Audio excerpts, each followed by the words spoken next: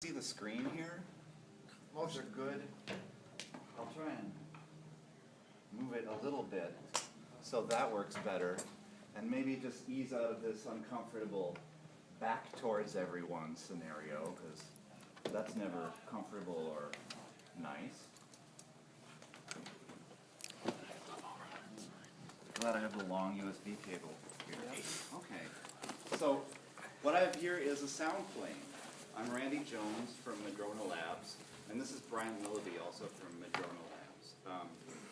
I designed this instrument as part of an ongoing struggle to get something like it one way or another that kind of has been going on for the last 10 years or so. When I first encountered a multi-touch pressure-sensitive interface, it was made by a Canadian company called Tactile, and it was about this big and had a sampling rate of about 100 hertz, which is not really good enough to play music on.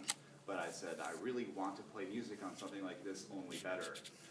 And so, something like 10 years later, here I am, I designed the general format of this, and Brian designed the very fast and tricky DSP single board computer that allows the Soundplane to do what it does. So I'll just demonstrate what it does for a minute, and then maybe, what do we have, 15 minutes or something? 20? Is that the idea? Okay. So I'll demonstrate what it does for a minute, and then talk really quickly about how it does what it does, and then take questions, because I always hate it when you never have time for questions, which always seems to happen, and probably will happen anyway. So this data you can see over here is the pressure field generated in real time from the Soundplane at 1,000 samples per second. So you can imagine all kinds of things you'd want to do with that data. And here we're both putting into a soft synth called Alto that I made and I'm selling through Madrona Labs. And also for fun, we're putting into a Pro 1 mono synth over here. So you can see that a fairly light touch will activate the sound in this instrument. But also, if you want to look at the bump there and also listen to the sound, you can see that it has a very big dynamic range of touch that it will respond to. So I can do some really interesting things like fade out 2 octaves. Or you could imagine fading in different loops and all kinds of musical potential that you could have with it. And the nice thing I like about playing it is that once you learn a shape, I've always been a keyboard guy and not a guitar guy, but I like the guitar because once you learn a chord,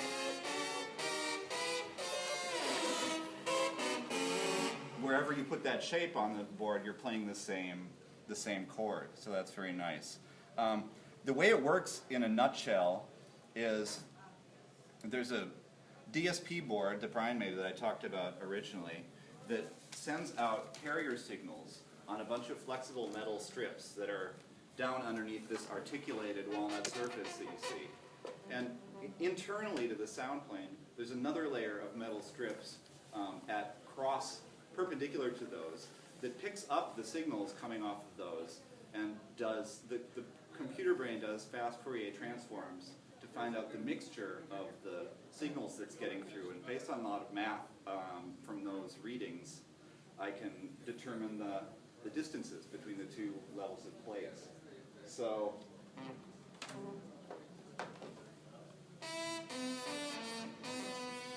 we can turn that sound down.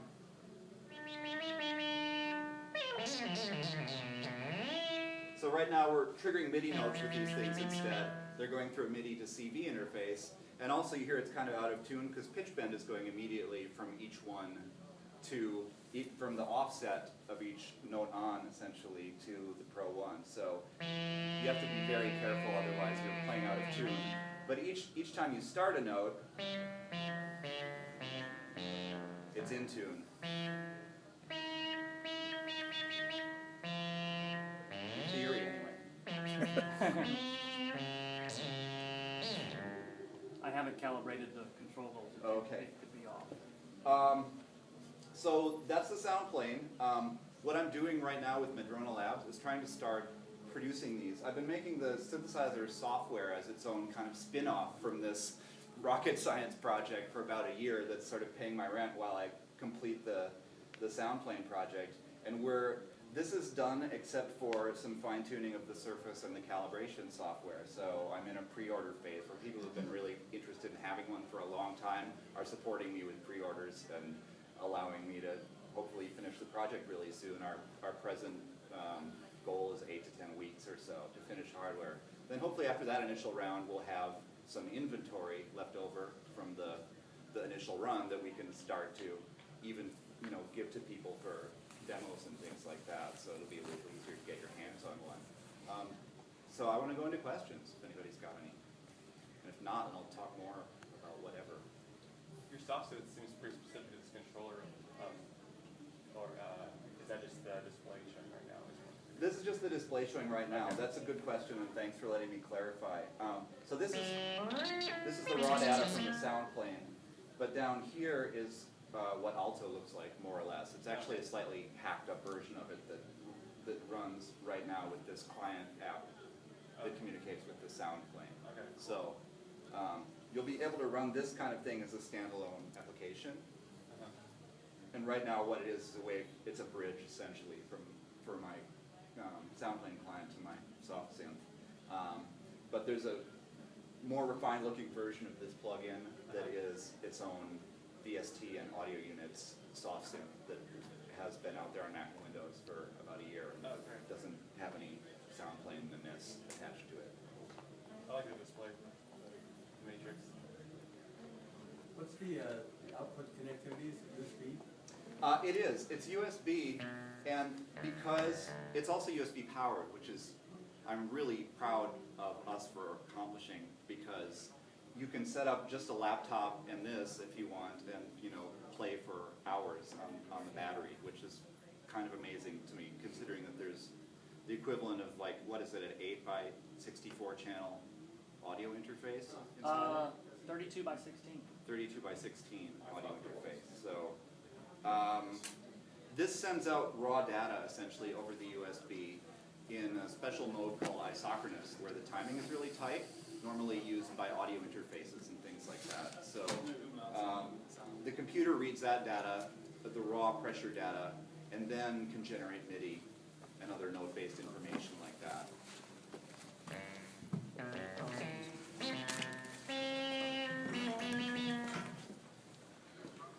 So I can crank this up again and maybe have another weirder sound. I've got some patches I made to play with the Soundplane. And this is one that's less tonal, and there's some FM synthesis going on.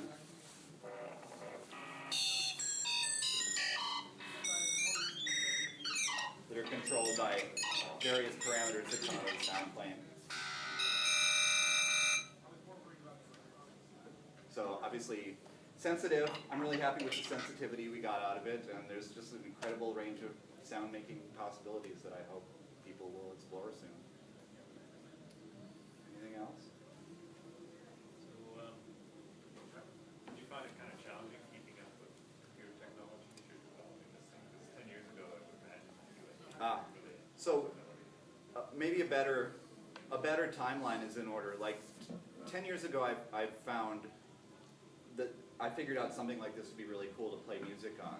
A few years ago, I went, after various computer programming jobs I was doing, I went back to grad school and managed to sneak in work on this as a thesis. It was a master's thesis project that I worked on for a couple of years. In fact, here at the SynthFest, which was done in Kent or something in 2009, I brought a prototype of this that I've been working on that was an 8 by 8 sensor. This one is an 8 by 64 sensor with a lot more resolution. But based on, so that was a big step, and really only, so in other words, this project really only started a couple years ago. But it's true what you're saying too, because at the time we thought a lot about picking what kind of processor we would put in that and making sure it would still be available in a couple of years.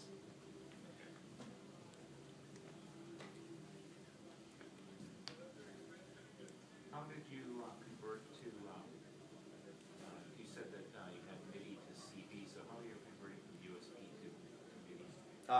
So the USB gives you this raw pressure information here. Basically, there's an algorithm that looks at all the pressure values and decides which bumps correspond to individual touches. Then it collects all the pressure data that looks like it's part of one bump and gives you the centroid of that data. So even though the sensor has 8x64 pressure sensors, the effective X and Y resolution is much, much greater. So if we turn down this, you can see that between notes on here, so under each key, there are 2 sensors is the resolution. But if you can imagine using the ratio of each of those 2 to determine your position along the key,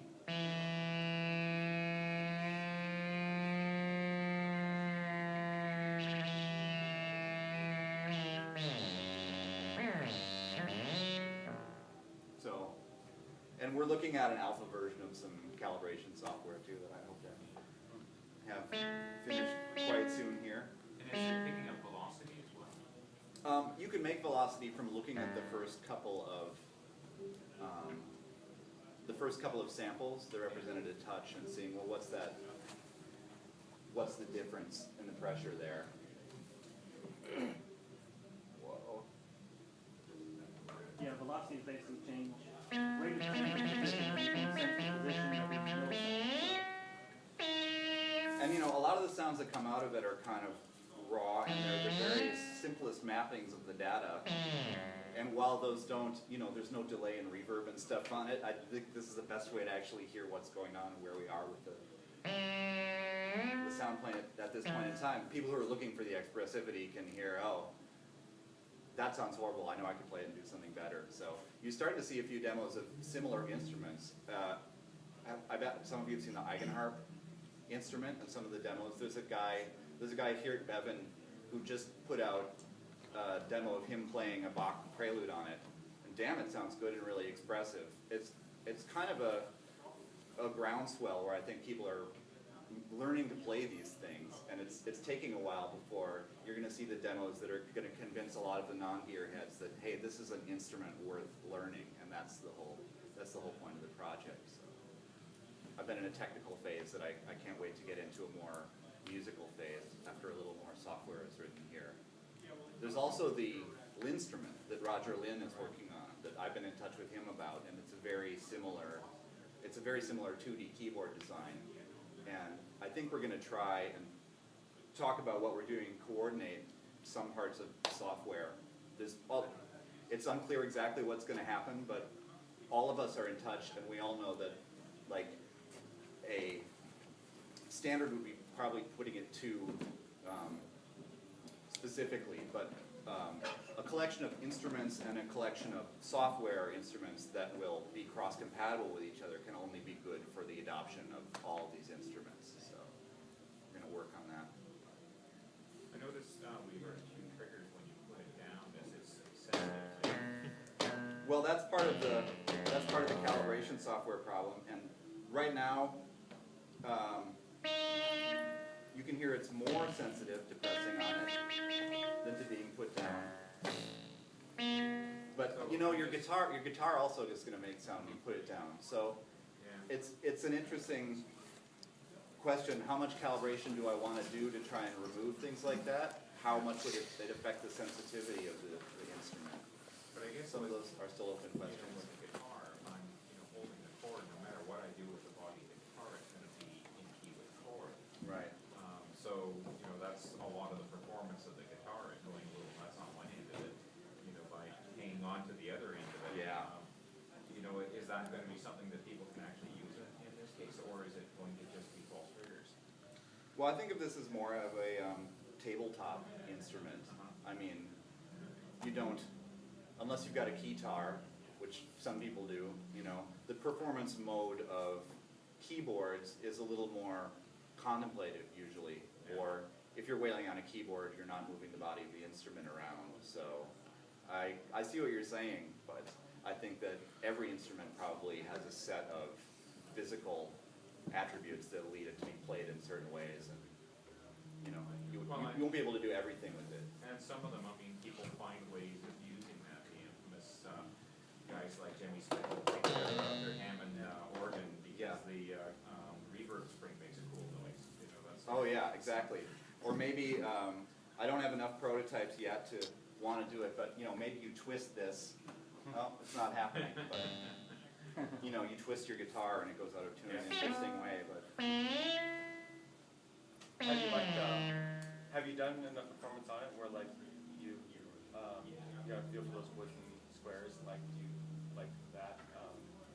Like it seems very it seems very different. Like it's like you're saying, like when you get more in the performance stage, you start to like use it as an instrument. Like is that working out? Like I haven't done any performance on it. I mean, I'm still trying just at an embryonic phase of the software construction. Yeah. Where we're at is done with the hardware, except for the fine tuning of this top surface, which still looking for different wooden layers that will have better performance.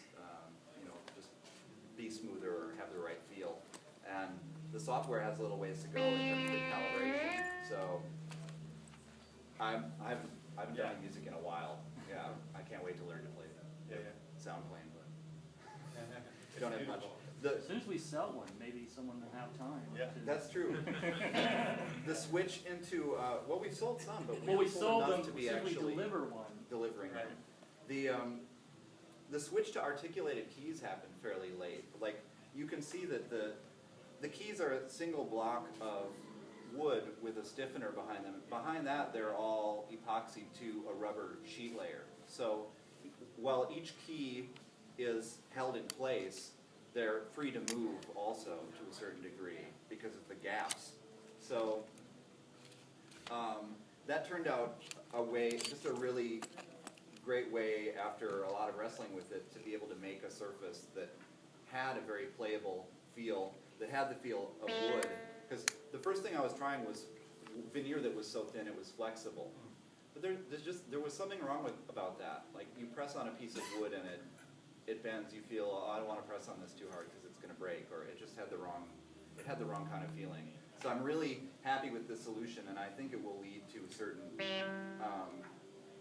technique things. In fact, I know it has. To get to the question, there's a thing where you won't work with that, and I might have to go back to a more tractable patch here. I'll do the default patch. But you can see when you rock from one key to another,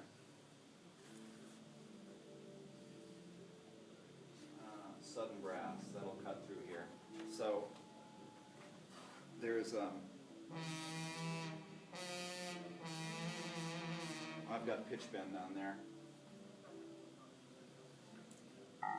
Okay.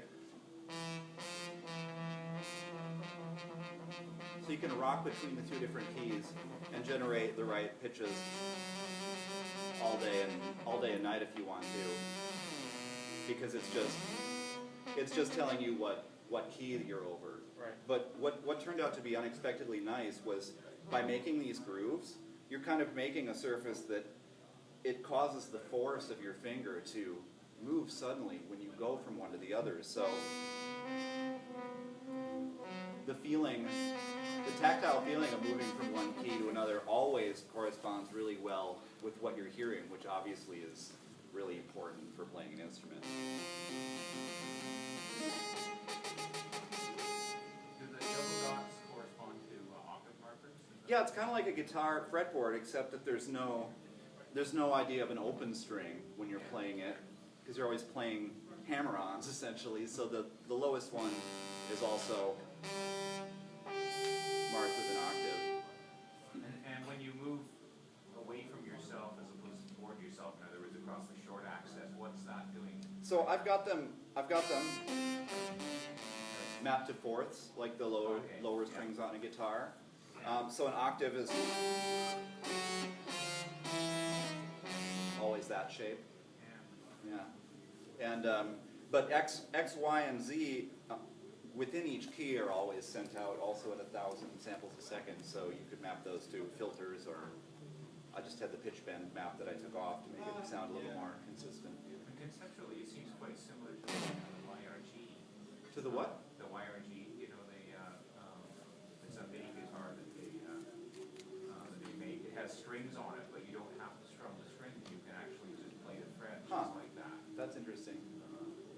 we're taking some cues from the MIDI guitar folks that have solved a lot of the problems that we're facing with MIDI, like how do you play different notes when you might want to bend each of them. Yeah. So you play one note per channel, these kinds of things. So we're looking at some of the synths that have been made for MIDI guitars. And I was gonna say the mapping for the mono synth doesn't have pitch and keynote, it has the filter and towards you and away from you. So you only have pitch going left to right. So it's like, if you wanna think guitar, it's one string, but the mapping is under software control. So the way I first always start to tell people is what the heck is this thing is it's an interface designed to play electronic sounds, computer sounds with the feel of an acoustic instrument. And I think that we're really close to being able to say that we've achieved that goal. Well, thanks for your attention.